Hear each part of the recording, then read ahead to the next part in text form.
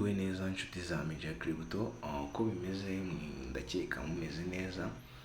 Mbifuriza umwaka mushya muhire wa 2025. So guys, nimba utarakora subscribe turacyari hasi kabisa, mugomba kudukura hasi. Nareba ko tukiri hasi kabisa, n'abantu dufite gusa, ariko kurwanya gasani ndakeka ko mwese muzabikora tukavayo. So guys, uno munsi rero nkuko dusanzwe tubyimenyereza, tugiye gukora icyo bita mining yo muri browser zisanzwe dukora, ariko iyi mining ngiye kubahereza ikaba ari ibisanzwe ikorwa nko muri browser n'ubundi n'ibisanzwe. So ikintu nakubwira cya mbere cyo ugomba gukora ni ukubanza ukareba video and then ukabona kuyikora, cyangwa se nimba ushoboye ukaba wumva wishoboye ku buryo ushobora kuyikora. Usanzwe ukora ama mining yo muri browser, iyi ngiyi nayo nta kibazo wazikora. So uko bimeze rero, turagenda muri group tubanze dukuremo link. Nawe umva ushaka kubana natwe muri group, waza ukabana natwe. So link ni iyi, n'ibisanzwe turakanda click, turabanza tuyikirikeho, asigaye tujyane muri browser yacu. Mbibutsa ko ari Mises cyangwa se Chrome iyo ari yo yose, yaba ari Chrome, yaba ari Chrome cyangwa Kiwi, izo zose ni browser zigomba gukorerwamo. Turaza Mises yacu, dore ngiyi Mises yacu murayibona, turayifungura. Tugendana akantu kandi ntabyo kuza gusigara inyuma. So mbibutsa, uraza hano muri search, pastingemo ya link, urayikandamo cyane, pastingemo, then ukande hano, and then urabireba. Mu kanya ngiye narajoininga, naraza hano hari ibihumbi 140. urareba ibihumbi 50 byiyongereye aka mwanya. Mw'abantu mwe n'abantu benshi, so nawe wayijoininga ukayikora. Ikindi reba, yatangiye tariki 17 z'ukwa 12 saa 3, ubwo mu Rwanda hari saa 5. Ubu ngubu izarangira ejo saa 5.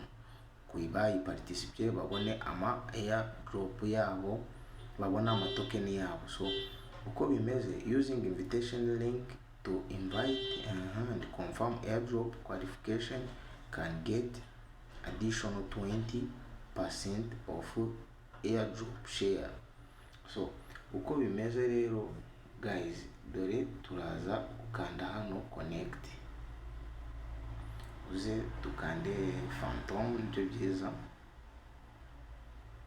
expired link. So uko bimeze rero, ubu tugiye kujyana link muri OKX. Turebe, tukanze hano kuri connect n'ibisanzwe, kandi OKX wallet expired link instead. Okay, ikintu tugiye gukora ni tugiye muri OKX, niho tugiye kuyikorera muri browser yayo muri Explorer. So turafungura OKX,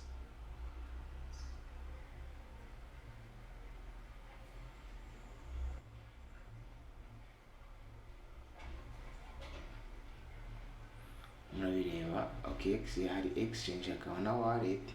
Abari muri exchange bakandaho, areba exchange ifite yihariye. Muraza hano, twe turaza hano muri wallet kuko niho tugiye gukorera ibyacu byose. So urareba harimo account byose turaza dukanda hano kuri discover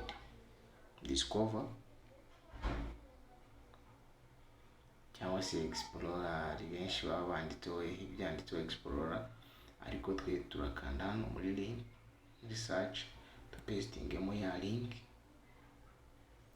uzufungure iya mbere visit site, turindire then nuko irafunguka. So ahasigaye dukanda hano kuri connect, dukande kuri connect wallet, kande ku KX wallet, uze ukande confirm, ushyiremo fingerprint cyangwa se password nimba ari wazikoresha arizo ukoresha. So nkuko mubibona, murabona ko twamaze kugera muri airdrop yacu. So guys, uri kubibona ku bantu bagiye bafite ama account agiye atandukanye, ikintu mwakora hano, turasubira inyuma,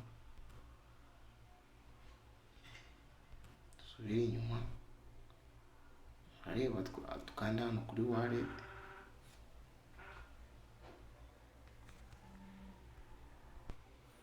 Okay guys, byahuye. Buriya rero ni kuriya tugomba kubikora, ni muri OKX wallet niho bibera. So ciao, ndabakunda cyane. Ikindi, kora ka subscribe, mushaka kujoininga group, rero muri description